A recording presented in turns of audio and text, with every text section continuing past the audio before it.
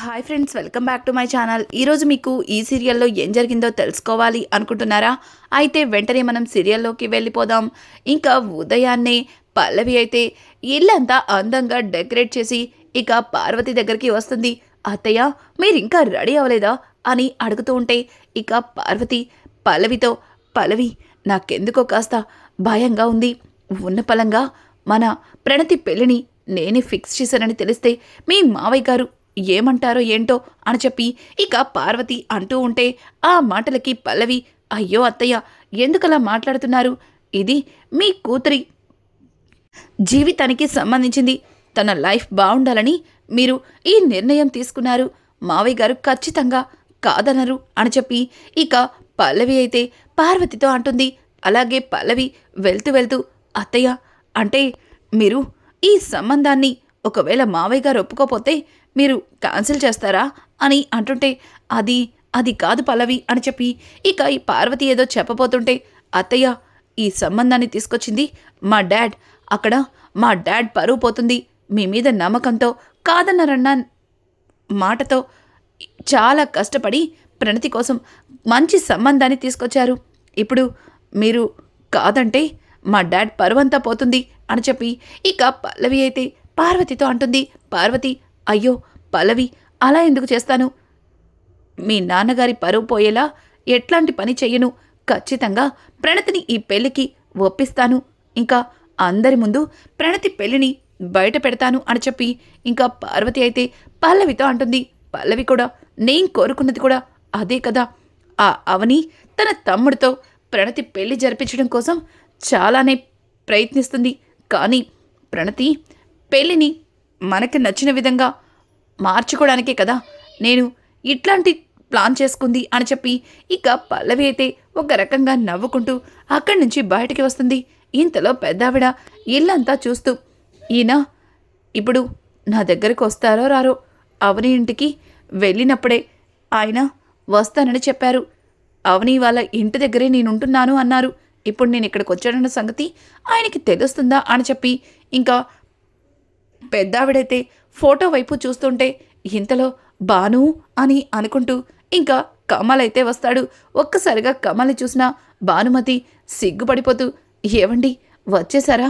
నేను ఇక్కడున్నానని మీకు ఎలా తెలిసిపోయిందండి అని చెప్పి భానుమతి సిగ్గుపడుతుంటే ఇక కమల్, దీని సిగ్గు మొగ్గలయ్యా, ఏదో దీన్ని కాస్త కాకపడదామని వస్తే ఇది ఏకంగా శోభనం పెళ్లి కూతురులాగా తెగ సిగ్గుపడిపోతుంది అని చెప్పి ఇక కమల్ తన మనసులో అనుకుని, బాను, నిన్ను చూస్తుంటే నాకు చాలా సంతోషంగా ఉందే. నువ్వు ఈరోజు ఈ షష్ఠి పూర్తి వేడుకల్లో ఎట్లా అయినా సరే మనవరాలు అవనిని పార్వతి దగ్గరికి చేర్చవే అని చెప్పడంతో ఇక భానుమతి, మీరు బాగానే చెప్పి వెళ్ళిపోతున్నారు. కానీ ఇక్కడ అలా చేయటం కోసం నేనెంతలా కష్టపడుతున్నానో మీకు తెలియట్లేదు అని చెప్పి ఇంకా పార్వతిని ఒప్పించాలంటే అంత ఈజీ కాదు అని చెప్పి ఇక భానుమతి అంటుంటే, నా బాను ఏదైనా చేసేస్తుంది అని చెప్పి ఇంకా కమల్ అయితే భానుమతితో చెప్తుంటే, ఏంటండి అలా అంటున్నారు? నేనది ఎలా చేయగలనండి అని అంటుంటే, చూడు, చెయ్యవా? సరే అయితే ఇంకెప్పుడు నీ దగ్గరికి రాను అని చెప్పి కమల్ అక్కడి నుంచి మాయమైపోతాడు. ఒక్కసారిగా భానుమతి, అయ్యయ్యో, ఎంత పనిచేశాను, ఆయనకి కోపం తెప్పించానే, ఇప్పుడు ఏం చేయాలి?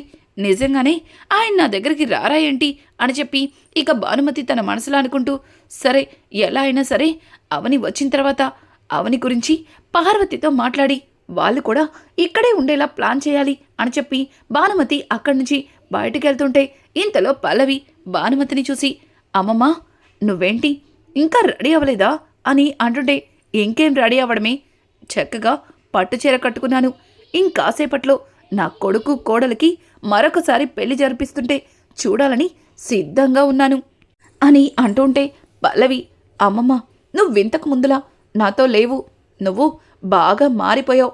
ఆ అవని చెప్పినట్టు చేస్తున్నావు అని చెప్పి పల్లవి అయితే తన మాటలతో భానుమతిని మార్చాలని ప్రయత్నిస్తుంది. ఇక భానుమతి అయితే, అయ్యయ్యో, అదేమీ లేదే, మనం అనుకున్నంత చెడ్డదేమీ కాదు అవని అందరినీ అర్థం చేసుకుంటుంది. అందరూ సంతోషంగా ఉండడం కోసం ఆశపడుతుంది. అనవసరంగా మనమే అవని మీద లేనిపోని అనుమానాలు పెట్టుకుని ఇక్కడ దాకా తీసుకొచ్చాం అని చెప్పి ఇక భానుమతి అంటుంటే భానుమతి మాటలకి ఇంకా పల్లవి అయ్ బాబోయ్ ఇదేంటి మా అమ్మమ్మ ఆవిడని వెనకేసుకొస్తుంది, కొంప తీసి ఈవిడ గారు మా అత్తగారిని మార్చేస్తుందా ఏంటి అని అనుకుంటూ ఇక అమ్మమ్మ ఇప్పుడు ఫంక్షన్ చేసుకునేటప్పుడు అవని గురించి ఎందుకు, అవని పేరెత్తితేనే అత్తయ్య కోపంతో విరుచుకుపడుతున్నారు, నువ్వు అత్తయ్య దగ్గర అవని టాపిక్ తీసుకురావద్దు అని చెప్పి అక్కడి నుంచి పల్లవి వెళ్ళిపోతుంది. ఇంకా భానుమతి అయితే అవని గురించి పార్వతితో ఎందుకు చెప్పొద్దు, పార్వతితో చెప్పి అవని వాళ్ళు ఇక్కడే ఉండేలా చేస్తేనే కదా ఆయన మళ్ళీ నా దగ్గరకు వచ్చేది అని చెప్పి ఇక పెద్దావిడైతే తన మనసులో అనుకుంటూ పార్వతి దగ్గరికి వెళ్తుంది. ఇంతలో రాజేంద్ర వాళ్ళు కూడా రానే వస్తారు. ఇక రాజేంద్ర, అవని, అలాగే ప్రణతి, ఇక భరత్, అక్షయ్ అందరూ రావడంతో ఒక్కసారిగా పార్వతి వాళ్ళని చూసి చాలా సంతోషిస్తూ ఏవండి వచ్చేసారా అని చెప్పి ఇక పార్వతి చాలా ఫాస్ట్గా లోపలికి వెళ్తుంటే మావయ్య గారు మీరు ఇక్కడే ఉండండి అని చెప్పి అవని లోపలికి వస్తుంది.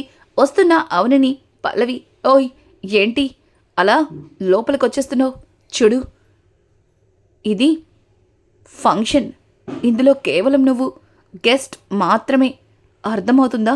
ఫంక్షన్ అయిన తర్వాత నీ దారి నువ్వు పోవాలి, అంతేగాని ఏదో ఈ ఇంటి కోడలిగా అన్ని బాధ్యతలు నీ చేతిలో ఉన్నట్టు ఇష్టం వచ్చినట్టు చెలరేగిపోతే చూస్తూ ఊరుకునేది లేదు అని చెప్పి ఇంకా పల్లవి మాట్లాడుతూ ఉంటే పల్లవి మాటలకి అవని నీకు బుద్ధుందా, అసలు అక్కన్న గౌరవం ఉందా, ఓ ఏంటి ఓయ్ ఇంకొకసారి నీ నోటికొచ్చినట్టు నన్ను పిలిచావంటే దవడ పళ్ళు రాలిపోతాయి, తరువాత పళ్ళు కట్టించుకోవడానికే సంవత్సరం పడుతుంది అని చెప్పి ఇక అవని అయితే పల్లవికి గట్టి వార్నింగ్ ఇస్తుంది. ఇక పక్కన ఉన్న శ్రేయ తన చెంప మీద చేయి వేసుకుని నేనేం మిమ్మల్ని ఆపలేదు అక్క, మీరు వెళ్ళండి అని చెప్పి ఇక శ్రేయ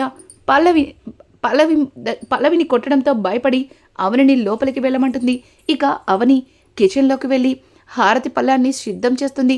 ఇక పక్కన చూస్తే ప్రణతి నాన్న వదినేంటి మిమ్మల్ని ఇక్కడే ఆగిపోమనింది అని అడగడంతో దానికి రాజేంద్ర అదే నాకు కూడా అర్థం కావట్లేదమ్మా అని ఇక అవని కోసం చూస్తుంటారు.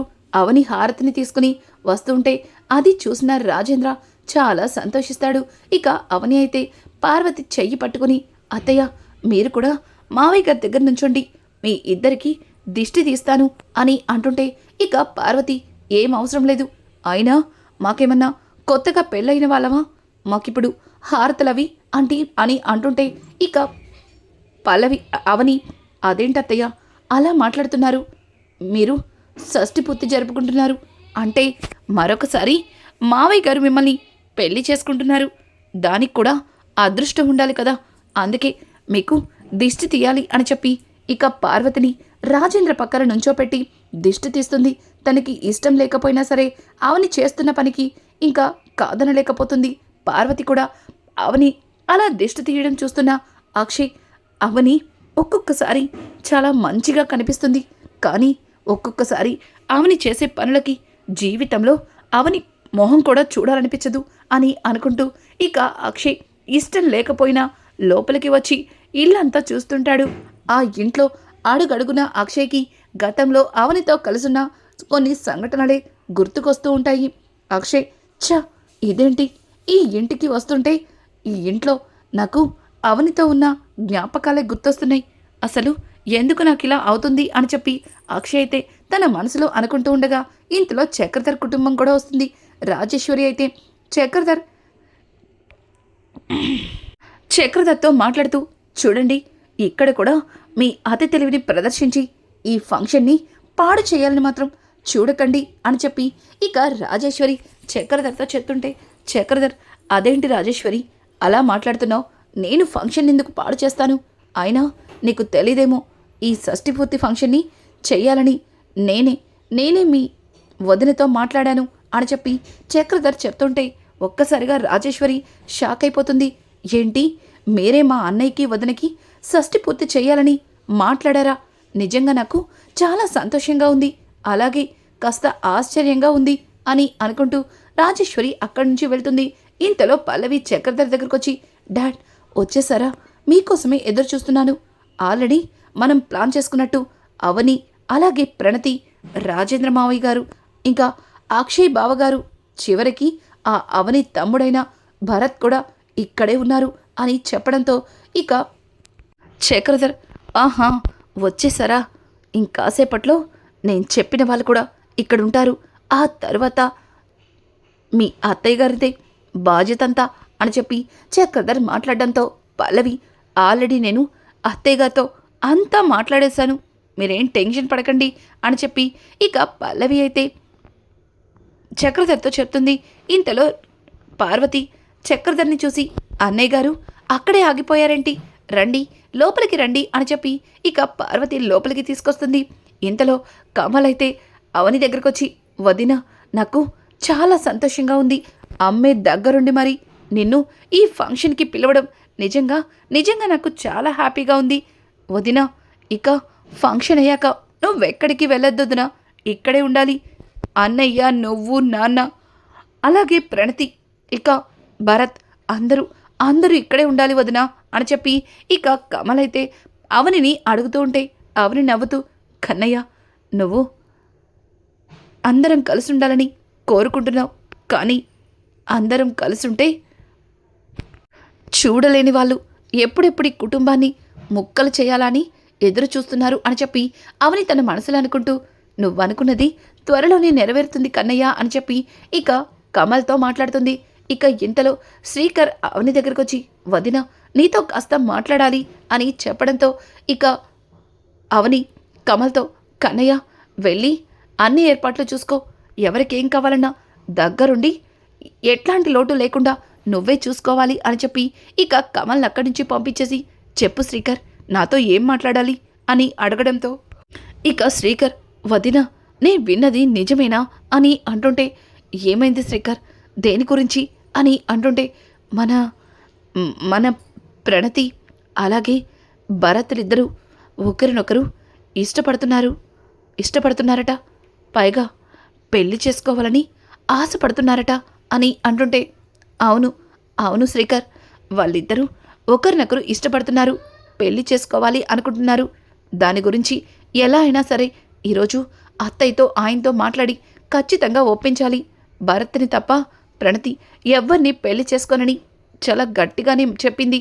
పైగా ఇక్కడికి వచ్చే ముందు కూడా నిజంగానే నాకు భరత్కి పెళ్లి చేస్తావా అని ప్రణతి నా దగ్గర మాట తీసుకుంది అని అంటుంటే, ఆ మాటలకి శ్రీకర్ అయితే, వదిన ప్రణతి భరత్ని ఇష్టపడిందంటే భరత్ నీ తమ్ముడు, అంటే నీ దగ్గర ఉన్న సంస్కారం, మంచితనం అన్నీ కూడా భరత్లో ఉండడం బట్టిచ్చే కదా ప్రణతి భరత్ని ఇష్టపడింది. నిజంగా వాళ్ళిద్దరూ పెళ్లి చేసుకుంటే వాళ్ళు చాలా సంతోషంగా ఉంటారు వదిన, ఈ విషయంలో మీకు నేను కూడా హెల్ప్ చేస్తాను అని చెప్పి శ్రీకర్ అయితే ఇక అవనితో చెప్తాడు. అవని కూడా శ్రీకర్ మాటలకి నవ్వుతూ ఊరుకుంటుంది. ఇంకా ఇంతలో ఫంక్షన్ మొదలవుతుంది. రాజేంద్ర అలాగే పార్వతి ఇద్దరు కూడా స్టేజ్ పైన కుర్చీల్లో కూర్చుంటారు. ఇంకా ఒక్కొక్కరుగా వచ్చి వాళ్ళిద్దరికీ విష్ చేసి ఇక వాళ్ళతో ఫొటోస్ దిగుతారు. అలాగే శ్రీకర్ కమల్ ఇద్దరు కూడా ఒక పూజారిని పిలిపించి మళ్ళీ వాళ్ళిద్దరికీ పెళ్లి జరిపించాలని ఆశపడుతున్న సంగతిని చెప్తారు. ఇంకా రాజేంద్ర అయితే, రేయ్ ఇప్పుడు ఇవన్నీ ఎందుకురా అని అంటుంటే, నాన్న షష్ఠి పూర్తంటేనే మీ ఇద్దరికి కలిసి పెళ్లి జరిపించడం, ఇప్పుడు ఇవన్నీ వద్దంటే ఎలా కుదురుతుంది, ఎలాగో మీ ఇద్దరి పెళ్ళిని మేం చూడలేదు, ఇప్పుడు ఈ రకంగా అన్నా మమ్మల్ని మీ ఇద్దరి పెళ్లి జరిపించనివ్వండి అని అంటుంటే, రేయ్ ఎందుకురా ఇదంతా, జస్ట్ పూలదండలు మార్చుకుంటాంలే అని చెప్పి ఇక పార్వతి కూడా అంటుంటే, ఆ మాటలకి అక్షయ్, అమ్మా మీ ఇద్దరి పెళ్ళిని చూడాలని వాళ్ళతో పాటు నేను కూడా ఆశపడుతున్నాను, కాదనకమ్మా అని చెప్పి ఇంకా అక్షయ్ కూడా పార్వతితో చెప్పడంతో పార్వతి కూడా నవ్వేసి ఇక సరే అన్నట్టుగా తల ఊపుతుంది. ఇంకా మొదలవుతుందండి. ఆడవాళ్ళందరూ పార్వతిని తీసుకెళ్లి అలంకరిస్తుంటారు. అలాగే మగవాళ్ళందరూ రాజేంద్రని తీసుకెళ్లి పెళ్లి కొడుకుగా రెడీ చేసి ఇక బయటికి తీసుకొస్తారు. ఇంకా ఇద్దరిని పక్కపక్కన కూర్చోబెట్టి ఇక పెళ్లి తంతులన్నింటినీ కూడా వాళ్ళతో జరిపిస్తూ ఉంటే పార్వతి, రాజేంద్ర చాలా సంతోషంగా పెళ్లి తంతులన్నీ చేస్తుంటారు. అది చూసిన అవని చాలా ఆనందపడుతుంది. ఇక ఇక్కడ చూస్తే ప్రణతి అయితే భరత్తో తనకి పెళ్లి జరిగినట్టు, ఇంకా దగ్గరుండి వాళ్ళమ్మ నాన్న కాలు కడిగి కన్యాదానం చేసినట్టు ఊహించుకొని తనలో తను సిగ్గుపడుతుంది. ఇంకా పక్కన ఉన్న భరత్, ప్రణతి ఏమైంది అని అంటుంటే ఇక ప్రణతి ఏమీ లేదన్నట్టుగా తల ఊపి అక్కడి నుంచి ఇంకా వెళ్ళిపోతుంది. ప్రణతి అలా వెళ్ళిపోవడంతో భరత్ కూడా ప్రణతి వెంటే పడుతుంటాడు. ఇక భరత్ అలా ప్రణతి వెంట పడ్డం చూసిన పల్లవి, అత్తయ్య ఇక లాభం లేదు, ఇప్పుడు మీరు మనం ప్రణతి విషయంలో తీసుకున్న నిర్ణయం గురించి మావయ్య గారికి అందరి ముందు చెప్పాలి అని చెప్పడంతో ఇక పల్లవి చెప్పినట్టు పార్వతి రాజేంద్రతో, ఏవండి మీతో ఒక విషయం మాట్లాడాలి అని అంటుంటే ఇక రాజేంద్ర, చెప్పు పార్వతి, ఇంత సంతోషంగా అందర్నీ చూస్తున్నాను, ఈ ఆనందంలో నువ్వేమడిగినా కాదనను అని చెప్పి ఇక రాజేంద్ర అంటుంటే, కాదనరు కదా, అయితే మన ప్రణతికి నేను మంచి సంబంధం చూశాను, ఆ అబ్బాయికి ఇచ్చి తనని పెళ్లి జరిపించాలి అనుకుంటున్నాను, ముందే చెప్తున్నాను, మీరు కాదనని నాకు మాటిచ్చారు అని చెప్పడంతో ఒక్కసారిగా ఇక రాజేంద్ర షాక్ అయిపోతాడు. ఇంకా మిగిలిన కుటుంబ సభ్యులందరూ కూడా ఆశ్చర్యపోతారు. అవని అయితే అత్తయ్య అది అని అంటుంటే ఇక పార్వతి, చూడు ఆయన మీ ఇంట్లో ఉంటున్నారు, ఆయన ఒక్కరిని ఇలా ఈ ఫంక్షన్కి పిలిస్తే రారని నాకు ఇష్టం లేకపోయినా నిన్ను పిలిచి నీకు బొట్టు పెట్టి ఇక్కడికి రమ్మన్నాను, చనువిచ్చాను కదా అని నెత్తికెక్కి కూర్చుంటే చూస్తూ ఊరుకోను. ఏంటి, ఏం మాట్లాడాలనుకుంటున్నావు? చూడు, నా కూతురు విషయంలో నేను నిర్ణయం తీసుకునే హక్కు అధికారం నాకు మాత్రమే ఉన్నాయి, మధ్యలో నువ్వు మాట్లాడడానికి వీల్లేదు అని అంటుంటే పక్కన ఉన్న రాజేంద్ర, పార్వతి అసలు అందరి ముందు ఏం మాట్లాడుతున్నావో బుద్ధుందా? చూడు, ప్రణతి నీకు మాత్రమే కూతురు కాదు, నాకు కూడా కూతురే, తన లైఫ్ గురించి తన భవిష్యత్తు గురించి ఆలోచించే హక్కు నాకు కూడా ఉంది. అయినా ప్రణతి ఆల్రెడీ మరొక అబ్బాయిని ప్రేమిస్తుంది, తననే పెళ్లి చేసుకోవాలని ఆశపడుతుంది. కానీ నువ్విప్పుడు ఉన్న పలంగా ఒక సంబంధాన్ని తీసుకొచ్చి తనకి పెళ్లి చేసి తన గొంతు కొయ్యాలని చూస్తే మాత్రం ఊరుకోను అని అంటుంటే ఇంకా పార్వతి, ఇంకెవరు, ఇదిగో ఈ మహాతల్లి తమ్ముడినేగా ప్రణతి ప్రేమించింది, చూడండి వాణ్ణి కనుక పెళ్లి చేసుకుంటే నా కూతురు రోడ్డు మీద ముష్టెత్తుకోవాల్సి వస్తుంది, అందుకే ప్రణతికి మంచి సంబంధం చూశాను, అతన్ని చేసుకుంటే మన ప్రణతి జీవితం చాలా హ్యాపీగా ఉంటుంది అని అంటుంటే ఇక ప్రణతి అమ్మా అని గట్టిగా అరుస్తుంది. ఒక్కసారిగా పార్వతి, అమ్మ ప్రణతి రామ్మా రా, చూడు ఈ అబ్బాయిని నీకిచ్చి పెళ్లి జరిపించాలి అనుకుంటున్నాను అని చెప్పి ఇంకా చక్రధర్ తీసుకొచ్చిన పెళ్లి కొడుకుని చూపిస్తాడు.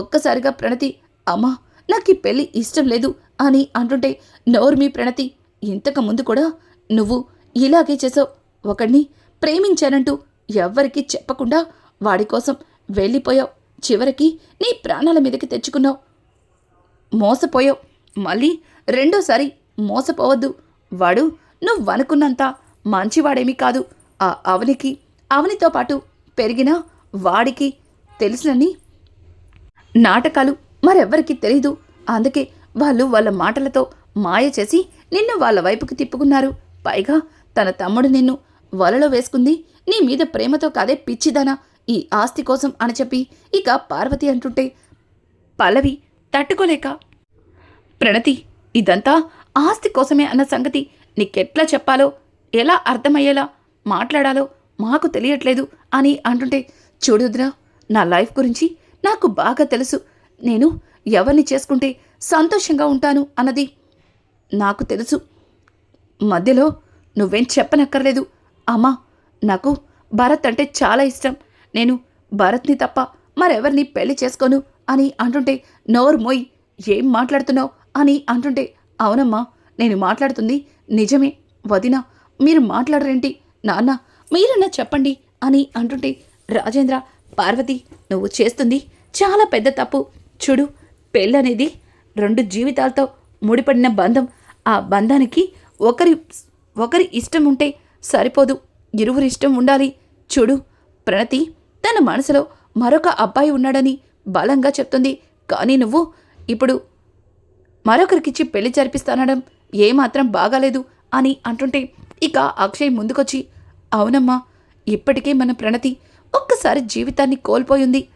తనిప్పుడు తనకి నచ్చిన వాడితో పెళ్లి జరిపిస్తే సంతోషంగా ఉంటుందమ్మా అని అంటుంటే, ఏంట్రా అక్షయ్, అంటే నువ్వు కూడా నీ భార్యకి సపోర్ట్ చేస్తున్నావు కదా, అందుకే ప్రణతి భరత్ని పెళ్లి అంటున్నా నువ్వు ఏం మాట్లాడట్లేదు అని అంటుంటే ఇక పక్కన ఉన్న పల్లవి, ఇంకా మీకు అర్థం కాలేదా అత్తయ్య, ఈ అవని ఎట్లాంటి వాళ్ళనైనా ఇట్టే మార్చేస్తుంది, తన మాటలతో చివరికి బావగారిని కూడా మార్చేసింది అని చెప్పి ఇక పల్లవి అయితే మాట్లాడుతూ ఉంటే పక్కన ఉన్న అక్షయ్, పల్లవి నీకేం తెలీదు, కాస్త నువ్వు సైలెంట్గా ఉంటావా, అమ్మా నేను చెప్పేది విను, మన ప్రణతి చచ్చిపోవాలి అనుకుంటున్నప్పుడు తనని చారతీసి భరత్ తనకి ధైర్యాన్నిచ్చాడు. అట్లాంటి వ్యక్తి తన జీవితంలోకి వస్తే తను సంతోషంగా ఉంటానని ఆశపడుతుంది అని అంటుంటే ఇక అక్షయ్ మాటలు విన్న అవని ఇంకా రాజేంద్ర కూడా చాలా సంతోషిస్తారు. అవని అయితే ఈయన కోప్పడతారు అనుకున్నాను, కానీ ఈయన ఇంతలా అర్థం చేసుకుంటారని అస్సలు అనుకోలేదు అని చెప్పి ఇక అవని అయితే తన మనసులో అనుకుంటుంది. రాజేంద్ర, రేయ్ అక్షయ్, ఈ విషయంలో నిజం తెలిసి నువ్వెక్కడ గొడవ చేస్తావేమో అని నీకు నిజం చెప్పలేకపోయాం, కానీ నువ్వు నీ చెల్లెల కోసం ఆలోచించి చాలా మంచి నిర్ణయం తీసుకున్నావు అని చెప్పి రాజేంద్ర అంటుండే, నాన్న, ప్రణతి విషయంలో నేను ఒక్కసారి తప్పు చేశాను, కానీ పదే పదే ఆ తప్పుని చేయలేను, అందుకే తనకి ఇష్టమైన వాడితో తన పెళ్లి జరిపించి తనని సంతోషంగా ఉంచాలని ఆశపడుతున్నాను అని అంటుంటే పార్వతి మాత్రం, లేదు వీల్లేదు, నేను ఈ పెళ్లికి ఒప్పుకోను అని చెప్పి నానా గొడవ చేస్తుంది. ఇక పక్కన ఉన్న రాజేంద్ర, నువ్వు ఒప్పుకోపోతే ఎవడికి కావాలి, నా కూతురికి నాకు నచ్చిన వాడికిచ్చి పెళ్లి జరిపిస్తాను అని అంటుంటే అవని ఎటువైపు మాట్లాడాలో తెలియక అర్థం కాక అట్లాగే నిలబడిపోతుంది. ఇంకా రానున్న ఎపిసోడ్స్లో అవని పల్లవి బండారాన్ని ఎట్లా బయట పెట్టబోతుంది, ఇక పల్లవి ప్రణతి జీవితాన్ని ఏ రకంగా నాశనం చేయాలని ప్లాన్ చేసింది, అది తెలుసుకుని అక్షయ్ ఎలా రియాక్ట్ అవుతాడు, ఇట్లాంటి లేటెస్ట్ ఎపిసోడ్స్ మీకు మరిన్ని కావాలి అనుకుంటే మా ఛానల్ని సబ్స్క్రైబ్ చేసుకోవడం మాత్రం మర్చిపోకండి. Thanks for watching. Hi friends, welcome back to my channel. ఈరోజు మీకు ఈ సీరియల్